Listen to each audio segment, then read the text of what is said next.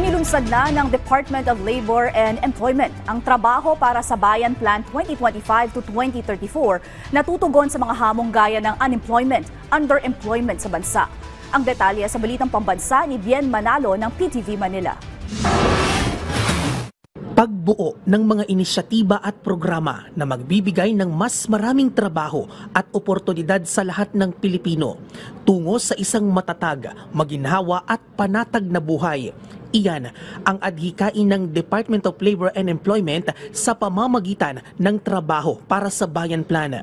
Ngayong araw, opisyal nang inilunsad ng DOLE ang trabaho para sa Bayan Plan 2025-2034. Layon din ito na tugunan ng ilang hamon sa labor market gaya ng unemployment, underemployment at youth unemployment, kabilang na ang employability ng mga senior high school graduate. This plan also exemplifies the national government's unwavering resolve in ensuring that every Filipino has access to quality, productive, full and sustainable employment.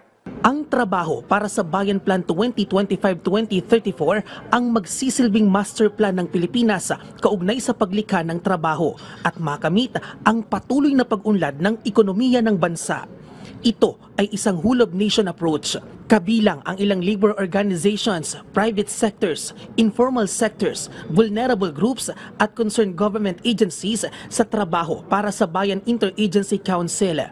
Sila ang inatasang bumuo ng trabaho para sa Bayan Plan. Matatanda ang nilagdaan ni Pangulong Ferdinand R. Marcos Jr. noong September 27, 2023 ang Republic Act No. 11962 o ang Trabaho para sa Bayan Act.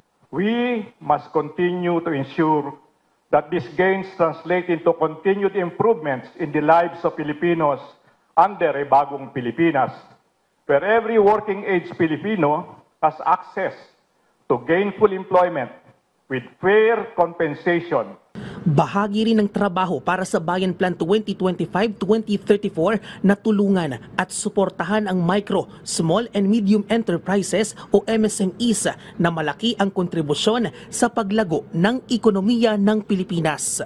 Bien Manalo para sa Pambansang TV sa Bagong Pilipinas.